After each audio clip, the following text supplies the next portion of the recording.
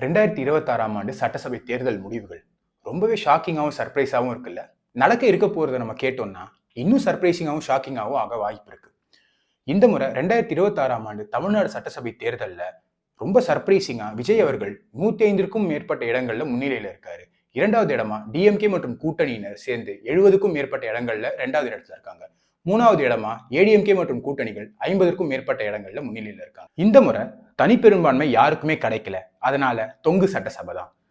என்ன சர்ப்ரைசிங்கான விஷயம்னு பாத்தீங்கன்னா 90s kids, gen Z, gen alpha நம்ம எல்லாருமே சந்திக்கக்கூடிய முதல் தொங்கு சட்டசபை அமைக்கிற ஆட்சி இதுதான் இருக்கும். சரி, இப்ப என்னெல்லாம் நடக்க வாய்ப்பு இருக்கு? அதை நினைச்சு பார்க்கும்போதே ரொம்ப ஆச்சரியமா இருக்கு. என்னென்ன நடக்கும்னு நம்ம டிஸ்கஸ் பண்ணலாம். ஏடிஎம்கே மற்றும் டிஎம்கே கட்சியில இருக்கக்கூடிய கூட்டணி கட்சிகள் விஜய் பக்கம் கட்சி மாற வாய்ப்பு இருக்கு. அது அப்படி கட்சி மாறும்போது விஜய் ஜெயிக்க வாய்ப்பு இருக்கு. ரெண்டாவது, ஏடிஎம்கே மற்றும் பிஜேபியினர் மொத்தமாக போய் டிவிகேல விஜயோட சேர்ந்து டிஎம்கேவை மொத்தமா முடிச்சு கட்டிடலாம்னு நினைக்கிறதுக்கு ஒரு வாய்ப்பு இருக்கு. மூணாவது, டிவிகேல இருக்கக்கூடிய எம்எல்ஏக்கள் டிஎம்கே பக்கமோ ஏடிஎம்கே பக்கமோ மூவ் ஆக வாய்ப்பு இருக்கு. நாலாவது, மிக முக்கியமான விஷயம், டிஎம்கேவும் ஏடிஎம்கேவும் சேர்ந்து நம்ம இன்னும் எத்தனை நாள் ஆட்சியில இருக்க போறோம்னு நம்மளுக்கு தெரியல, நம்ம 2 பேர் அடிச்சுக்கலாம், ஆனா புதுசா ஒருத்தனை உள்ள விட்டா அது ஒரு பெரிய பிரச்சனை ஆயிடும்னு அவங்க 2 பேர் கூட்டணியில பெரும்பான்மை அமைச்சு விஜய் அவர்களை தள்ளி அவங்க ஆட்சி அமைக்கவும் வாய்ப்பு இருக்கு. இது நடக்கிறது அவ்வளவு ஈஸியா? ஹிஸ்டரியில நம்ம ஸ்டேட்ல எம்எல்ஏக்கள் மாறுவதுன்றது ரொம்ப முக்கியமான ஒரு இன்சிடென்ட்டா இருக்கும்.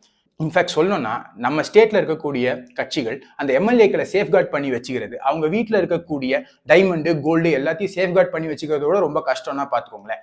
நம்மளே ஜெயலலிதா அவர்கள் செத்ததுக்கு அப்புறம் கொஞ்ச நாட்கள்ல சசிகலா அவர்கள் என்ன பண்ணாங்கன்றத பார்த்தோம். அப்படி நடக்கிறது ஈஸியா கஷ்டமா, அதுல என்னென்ன நுணுக்கங்கள் இருக்குன்றதை நம்ம தெரிஞ்சுக்கிறதுக்கு முன்னாடி முதல்ல ஒரு ரஃப் எஸ்டிமேட்டா எல்லா கட்சியினருக்கும் எவ்வளவு எம்எல்ஏக்கள் இன்னும் தேவைன்றதை பத்தி நம்ம டிஸ்கஸ் பண்ணுவோம். முதல்ல சின்ஸ் டிவிகே தான் டாப்ல இருக்காங்கன்றதுனால டிவிகே நம்ம உதாரணமா எடுத்துக்கலாம். டிவிகே 105 இடங்கள்ல முன்னிலையில இருக்காங்க. அவங்க ஆட்சி அமைக்கிறதுக்கு இன்னும் அவங்களுக்கு 13 சீட்டுகள் தேவை. அப்படி இப்படி ரஃப் கணக்கு போட்டு டிவிகேல இருந்து ஒரு 2-3 எம்எல்ஏக்கள் வேற கட்சிக்கு போறாங்கன்னு வச்சுக்கலாம். எல்லாத்தையும் சேர்த்து அவங்களுக்கு ஒரு 20 எம்எல்ஏக்கள் தேவைன்னு வச்சுக்கலாம். சோ இப்ப என்ன நடக்கும்னு பாத்தீங்கன்னா, டிஎம்கேல இருக்கக்கூடிய கூட்டணி கட்சிகள் மற்றும் ஏடிஎம்கேல இருக்கக்கூடிய கூட்டணி கட்சிகள், அந்த கூட்டணி கட்சிகள் எல்லாரும் டிவிகே பக்கம் வந்து சேரும்போது அவருக்கு 20 சீட்ஸ் ஈஸியா கிடைக்கிறதுக்கு வாய்ப்பு இருக்கு. அவர் ஆட்சி அமைக்கிறதுக்கும் நிறைய வாய்ப்பு இருக்கு. அந்த அதர் ஹேண்ட் அப்படியே டிஎம்கேக்கும் ஏடிஎம்கேக்கும் பாத்தீங்கன்னா, டிஎம்கேக்கு கிட்டத்தட்ட 50 சீட்டுகள் தேவைப்படுது. அதே மாதிரி ஏடிஎம்கேக்கு 70 சீட்டுகள் தேவைப்படுது. சோ இதே மாதிரி ப்ராசஸ்ல டிஎம்கே ஏடிஎம்கேக்கும் எம்எல்ஏக்கள் வந்து சேர்ந்து அவங்களும் ஆட்சி அமைக்க வாய்ப்பு இருக்கு. சோ இது ஒரு விதமான ஸ்டேல்மேட் சிச்சுவேஷனா தான் அமைஞ்சு. எந்த கட்சி ஆட்சி அமைக்கணும்னாலும் அதுக்கு சில ரூல்ஸ் அண்ட் ரெகுலேஷன்ஸ் இருக்கு. சின்ஸ் எந்த கட்சியும் மெஜாரிட்டி எடுக்காததுனால இந்த இடத்துல தான் கான்ஸ்டிடியூஷன்ல முக்கியமான ஒரு செக்மெண்ட் வருது. அது என்னன்னு பாத்தீங்கன்னா 10th schedule of constitution of India. அதை தமிழ்ல சொல்லணும்னா அதுக்கு பேரு கட்சி தாவல் தடை சட்டம். இந்த கட்சி தாவல் தடை சட்டம் 2 முக்கியமான பாராமீட்டர்ஸை முன்னிலை வைக்குது. ஒன்னு வந்து மெர்ஜர் பார்ட்டிஸ், இன்னொன்னு டிஃபெக்ஷன். மெர்ஜர் பார்ட்டினா என்னன்றதை பார்க்கலாம். இப்ப ஒரு கட்சியில இருக்கக்கூடிய 3/2 பங்கு எம்எல்ஏக்கள் இன்னொரு கட்சிக்கு போகணும்னு நினைச்சாங்கன்னா எந்தவித பை எலெக்ஷனும் இல்லாம அவங்க அப்படியே அந்த கட்சிக்கு போயிடலாம். அந்த கட்சியை ரெப்ரசென்ட் பண்ணுவாங்க, அந்த கட்சி எம்எல்ஏக்களாக அங்க தொடருவாங்க. இது ஒரு கண்டிஷன். இப்ப உதாரணத்துக்கு எடுத்துக்கிட்டீங்கன்னா, டிஎம்கேனுடைய கூட்டணியில இருக்கக்கூடிய தேமுதிக எடுத்துக்கிட்டீங்கன்னா அவங்களுக்கு உதாரணமா 8 சீட் கொடுத்துருக்குன்னு வச்சுப்போம். அந்த 8 சீட்ல அவங்க 6 சீட்டு ஜெயிச்சிருந்தாங்கன்னா அந்த 6 சீட்ல 3/2 பங்குன்றது கிட்டத்தட்ட 4 சீட் வரும். அந்த 4 எம்எல்ஏக்கள் தாவேக்காவோட சேரணும்னு நினைச்சிட்டாங்கனாலே அது மெர்ஜர் பார்ட்டியாக கருதப்பட்டு அந்த 4 எம்எல்ஏக்கள் தாவேக்கா பக்கம் ஆட் ஆயிடுவாங்க. இப்ப டிஃபெக்ஷன்னா என்னன்னு பார்ப்போம். இப்ப ரொம்ப கம்மியான எம்எல்ஏக்கள் கட்சி மாறணும்னு நினைச்சாங்கன்னா அந்த நேரத்துல என்ன ஆகும்னா அவங்க கரண்டா வச்சிருக்கிற எம்எல்ஏ சீட்டுகள் டிஃபெக்ட் ஆகப்படும். அவங்க எம்எல்ஏ சீட்ல இருந்து ரிசைன் பண்ணி வேற கட்சிக்கு போகணும். அந்த வேற கட்சிக்கு போனதுக்கு அப்புறம் அந்த இடத்துல பை எலெக்ஷன் நடக்கும். இதெல்லாம் யாரு டிசைட் பண்றது?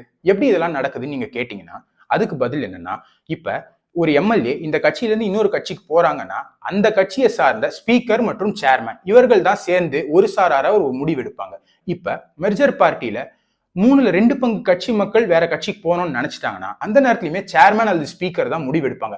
ஆனா அவங்க முடிவு எடுக்கிறது கான்ஸ்டிடியூஷன் பேஸ் பண்ணி தான் இருக்கணும். அதனால அவங்களால அந்த கட்சி இன்னொரு கட்சிக்கு போய் மெர்ஜ் ஆகிறத தடுக்க முடியாது.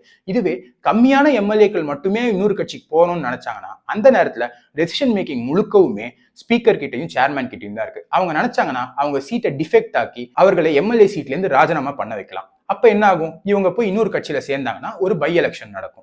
இதுதான் இதோட ரூல்ஸ். இப்ப விஜய் அவர்களுக்கு 20 எம்எல்ஏக்கள் மட்டுமே அவர்கிட்ட வந்தா போதும். இதுவே டிஎம்கேக்கு ஏடிஎம்கேக்கும் அதிகப்படியான எம்எல்ஏகளோட தேவைகள் இருக்கு. சோ இப்ப தாவேக்கால இருக்கக்கூடிய எம்எல்ஏக்களை ஏடிஎம்கேவோ டிஎம்கேக்கோ அவங்க போகணும்னு நினைச்சாங்கன்னா கிட்டத்தட்ட 3/2 பங்கு எம்எல்ஏக்கள் போகணும். அதாவது இப்ப 105 சீட் வச்சிருக்காரு, 100ன்னு வச்சா கூட 60 எம்எல்ஏக்களாவது இன்னொரு கட்சிக்கு போகணும்னு நினைச்சாதான் அந்த எம்எல்ஏக்களால இன்னொரு கட்சிக்கு போக முடியும். அப்படி இல்லைன்னா அவர்கள் ராஜினாமா செய்யப்பட்டு பை எலெக்ஷன் நடத்தியதுக்கு அப்புறம் தான் என்னன்னு தெரியும். சோ இன்னும் கொஞ்சம் நாட்கள்ல நடக்கக்கூடிய விஷயங்கள் ரொம்ப எக்ஸைட்டிங்காகவும் ரொம்ப சென்சேஷனலாகவும் இருக்கும். இன்ஃபேக்ட் சொல்ல போனா நேஷனல் சென்சேஷனே தமிழ்நாடு எலெக்ஷனுடைய ரிசல்ட்ஸை பத்தி தான் இருக்கும். இந்த கட்சி எம்எல்ஏ அங்க போறாரு, இவங்க போறாரு, இவங்களுக்கு இவ்வளவு கொடுத்தாங்க, அவங்களுக்கு அவ்வளவு கொடுத்தாங்க, முழுக்க முழுக்க நியூஸ் அப்டேட்ஸ் நம்மளுக்கு வந்துகிட்டே இருக்க போகுது. இந்த எக்ஸைட்மெண்ட்ல என்ன ஒரே ஒரு வருத்தம்னு பார்த்தா 40% தொகுதிகளில் விஜய் அவர்களை ஜெயிக்க வச்ச மக்கள் இன்னும் ஒரு 10% இன்னும் கொஞ்சம் பேர் எக்ஸ்ட்ரா ஓட்டு போட்டு ஜெயிக்க வச்சிருந்தா விஜய் அவர்கள் தனிப்பெரும்பான்மையிலேயே ஆட்சி அமைச்சிருப்பாரு. அது ஒரு வரலாறு காணாத சாதனையாக இருந்திருக்கும், மிகப்பெரிய ஒரு வெற்றியாக இருந்திருக்கும்.